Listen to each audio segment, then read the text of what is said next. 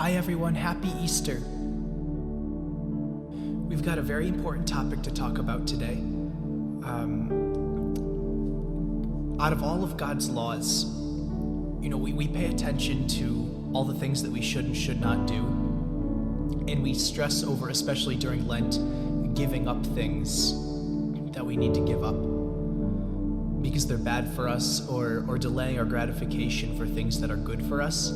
But what we often don't think about is God's third commandment, keep holy the Sabbath day. What we're going to talk about today is rest, and how important rest is in our faith. And to do this, we're going to go back to the book of Genesis, to Genesis chapter 1, and read that together. In the beginning, when God created the heavens and the earth was a formless void, and darkness covered the face of the deep, while a wind from God swept over the face of the waters. Then God said, "Let there be light," and there was light. And God saw that the light was good. And God separated the light from the darkness. God called the light day, and the darkness he called night. And there was evening, and there was morning, the first day. And God said, "Let there be a dome in the midst of the waters, and let it separate the waters from the waters." So God made the dome and separated the waters that were under the dome from the waters that were above the dome, and it was so.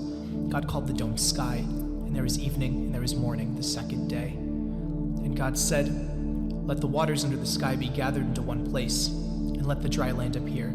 And it was so. God called the dry land earth, and the waters that were gathered together he called seas. And God saw that it was good. And God said, "Let the earth put forth vegetation, plants yielding seed, fruit trees of every kind on earth that bear fruit with the seed in it." And it was so. The earth brought forth vegetation, plants yielding seed of every kind, and trees of every kind bearing fruit with the seed in it. And God saw that it was good. And there was evening, and there was morning, the third day. And God said, "Let there be lights in the dome of the sky to separate the day from the night. And let them be for signs and for seasons and for days and years.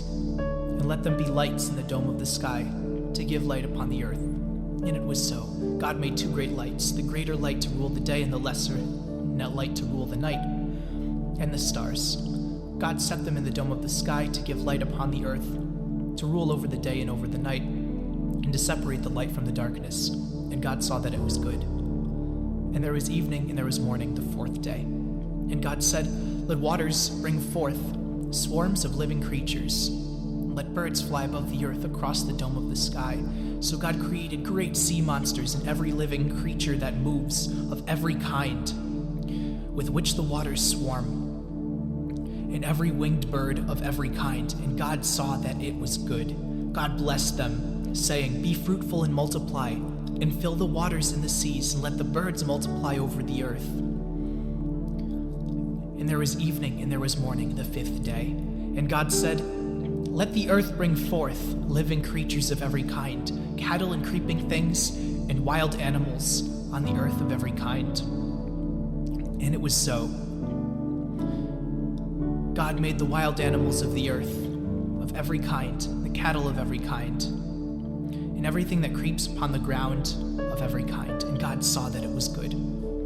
Then God said, "Let us make humankind in our image, according to our likeness, and let them have dominion over the fish of the sea, and over the birds of the air, and over the cattle, and over all the wild animals of the earth, and over every creeping thing that creeps upon the earth." So God created humankind in his image. In the image of God he created them, male and female he created them. God blessed them, and God said, "Be fruitful and multiply, and fill the earth and subdue it, and have dominion over the fish in the sea, and over the birds of the air, and over every living thing that moves upon the earth." God said, "See, I have given you every plant yielding seed that is upon the face of all the earth, and every tree with seed in its fruit. You shall have them for food, and to every beast of the earth, and to every bird of the air, and to everything that creeps on the earth, everything that has breath of life. I have given every green plant for food." And it was so. God saw everything that he had made, and indeed, it was very good. And there was evening, and there was morning, the sixth day. Thus the heavens and earth were finished, and all their multitude. And on the seventh day, God finished the work that he had done, and he rested on the seventh day from all the work he had done. So God blessed the seventh day and hallowed it, because on it God rested from all of the work that he had done in creation. Now, tell me this, why on earth would a God so great, to whom time and space don't even apply because he made them, need rest? He did it as an example for us. And the Sabbath day is something we have lost in our world. Satan's greatest victory in America especially is the abolishment of the Sabbath day. In Europe, they take siestas. In some countries, they take siestas and rest in the afternoon because our human bodies are wired to be less productive and tired in the afternoon. But we ignore that here and we say, nope, production, we need to get our work done. And it's on a day-to-day basis that we're presented with opportunities to rest and we don't take them. We're so wired to work and forget to rest that even times when we deal with impatience, we want something and we want it now, and we have to wait for something because we can't get our work done until we have it. It's those times that God's saying, hey, idiot, slow down. Take a minute to breathe. Next time that's you, listen for him, because he's there and he's calling your name. I want to take some time to pray together.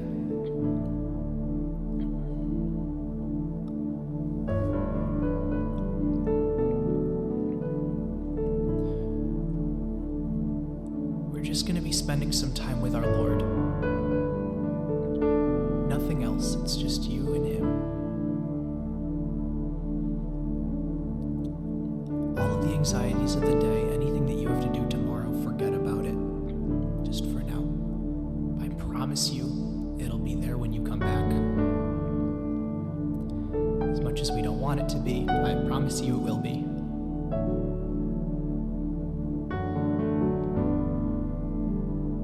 It's a really hard challenge for us, but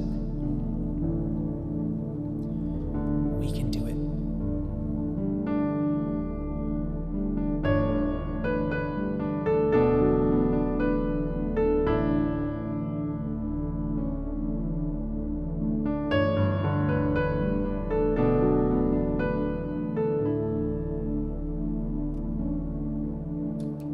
Lay your burdens down on the ground. Any fear you have, give to me. Enter into my dwelling place.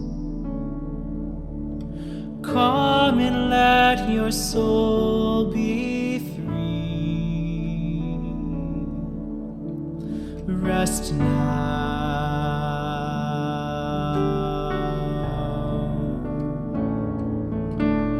Rest now.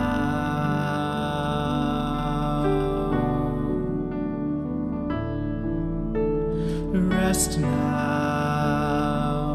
Come rest in me.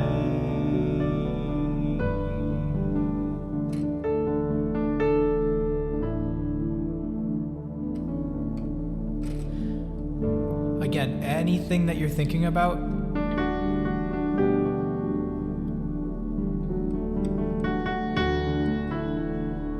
maybe you have a sick family member, maybe you're an essential worker and things are really stressful right now, I encourage you, please just let it go and give it to God. Rest is an act of trust. That's the only way that we can do it. It's to say, God, I understand that this is out of my power, but that you're bigger than my worries. That's what trust is. trust leads to rest.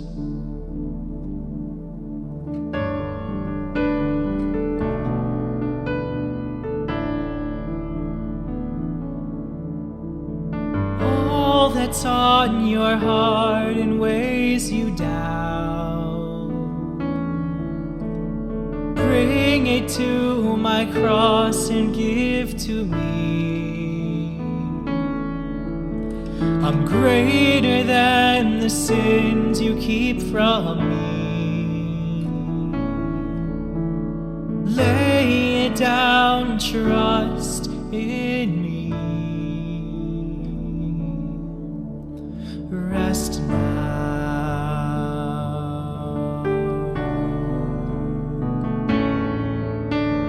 Rest now.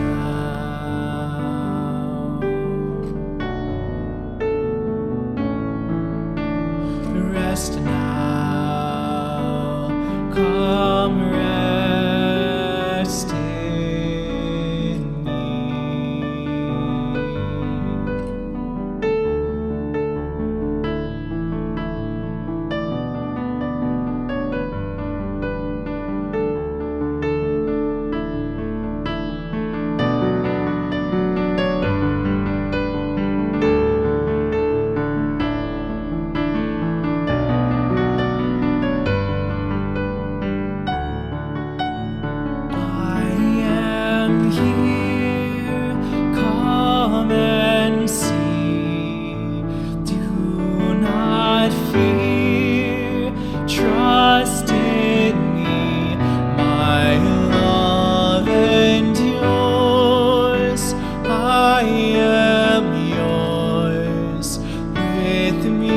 Stay, that you may know I am here.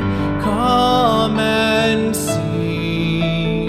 Do not fear. Trust in me. My love and yours. I am yours. With me stay, that you may come rest now.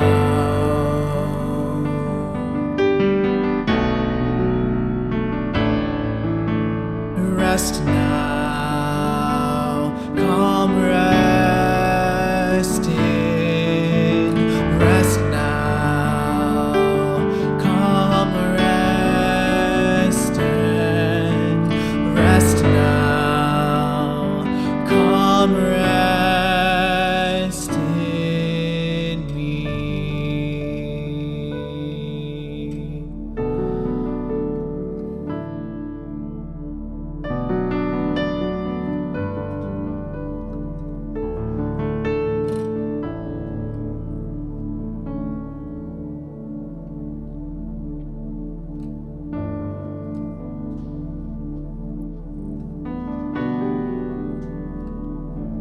Easter is a season of festival, a season of praise, a season of rest.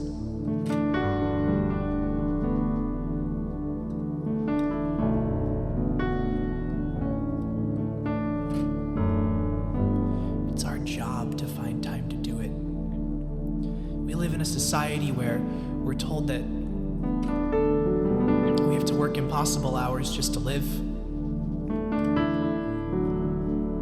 And as a result, we have a generation growing up of kids who are all depressed. The future looks so bleak because there's no light at the end of the tunnel, no end in sight. That's why God rested on the seventh day. It's an important example for us.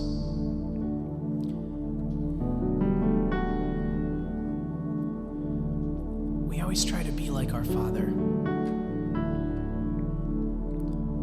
We want to be like God. We want to do well. We want to be able to love people like He does.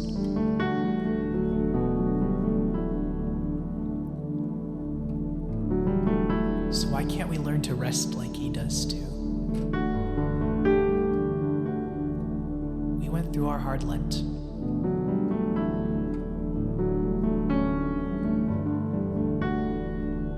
Let's rest just as He did.